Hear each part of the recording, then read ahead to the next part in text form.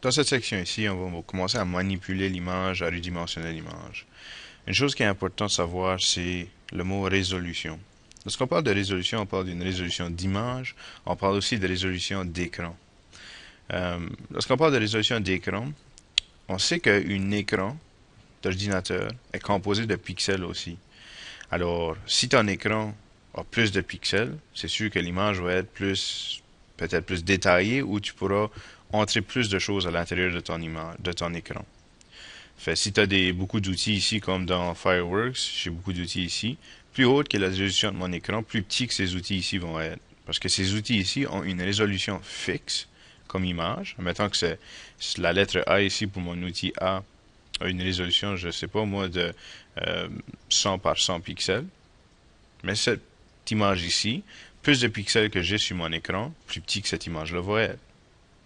Alors, mon écran ici, si vous voulez savoir la résolution de votre écran, une façon facile de savoir, c'est si vous avez accès à Internet, tu peux aller dans Google, puis juste écrire en anglais My Screen Resolution. Et le premier site web qui apparaît ici, What is my screen resolution? Si tu cliques dessus, il va te donner en gros ici la résolution de ton écran. Alors l'écran que j'utilise tout de suite a une résolution de 1300 pixels de large par 768 pixels de hauteur. Ça, c'est la résolution de mon écran. Fait, moi ici, les pixels que je vois, j'en vois 1300 par 700. C'est ça le plus que je peux voir sur mon écran. Alors ça, c'est la résolution de mon écran physique, mon ordinateur.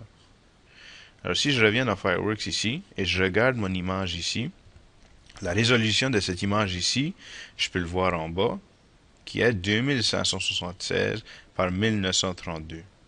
Fait techniquement, moi, mon écran peut juste voir 1300 de large et 700 de haut. Alors cette résolution ici n'est pas nécessaire pour mon écran.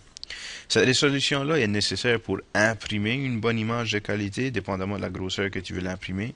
Mais sur mon écran comme tel, toute cette résolution n'est pas nécessaire, à moins que je veux faire un zoom plus proche pour voir plus de détails. Mais si moi, je suis seulement intéressé de voir l'image en entier sur mon écran, alors si tu envoies une photo à quelqu'un d'autre, que tu veux lui montrer la photo, on n'a pas besoin de toute cette résolution-là. Plus de pixels que tu as, plus grosse l'image va être sur ton disque aussi, plus d'espace qu'elle va prendre. Alors nous autres, on n'a pas besoin de cette résolution-là. Alors je peux redimensionner mon image. Voici comment le faire dans Fireworks. C'est sûr qu'il y a beaucoup de logiciels qui peuvent faire la même chose, genre Paint, tu peux le faire avec GIMP, qui est un logiciel gratuit qui ressemble à Fireworks. Tu peux le faire avec beaucoup de logiciels. Mais ici, dans Fireworks, je vais vous montrer comment redimensionner l'image. Alors, la première étape à faire pour redimensionner l'image, ce serait d'aller chercher l'image dans Click et l'ouvrir avec Fireworks. Une fois que vous avez l'image d'ouvert, vous pouvez regarder la résolution de votre image ici en bas, qui devrait être 2576 par 1932, qui a été prise avec une caméra d'environ 5 mégapixels. Une fois que vous l'avez ouvert, vous allez dans le menu Modification en haut et Documents, et ensuite Taille de l'image. Lorsque je clique sur Taille de l'image, vous allez voir une nouvelle fenêtre qui apparaît. Alors, cette fenêtre ici va nous demander c'est quoi les nouvelles dimensions qu'on veut pour notre image. Nous autres, on ne veut pas la taille. Ceci, c'est plutôt pour l'impression d'une image. Nous autres, on veut les pixels parce qu'on est sur un écran d'ordinateur. Fait ici, vous voyez, faites certain que le cadenas ici est fermé. Alors, si je contrains des proportions ici, si j'enlève le crochet, vous voyez que le cadenas n'est plus là. Fait si je clique contraindre les proportions, il revient. Ceci va faire être certain que la proportion de l'image va rester pareille. Alors si je modifie la largeur, parce que moi mon écran était de 1300. Il n'y a pas beaucoup d'écrans qui aient moins de 1000 pixels. Ça fait moi je vais mettre 1000 pixels de largeur et vous voyez automatiquement il s'adapte pour la hauteur parce qu'il garde la proportion de l'image.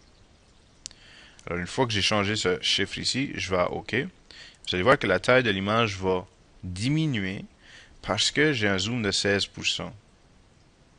Fait, si je fais un zoom de nouveau ici, si je fais un zoom autour de mon image, vous voyez que je la vois à la même taille. Mais vous voyez maintenant que la dimension ici est de 1000 par 750. Fait, si je fais la taille réelle à 100% ici, ceci c'est la taille réelle de mon image. C'est sûr que je la vois pas toute parce que je suis dans un logiciel, mais si je faisais une aperçu de l'image juste dans Windows, mon image, c'est la taille de mon écran. Qui est parfait si je veux juste voir l'image.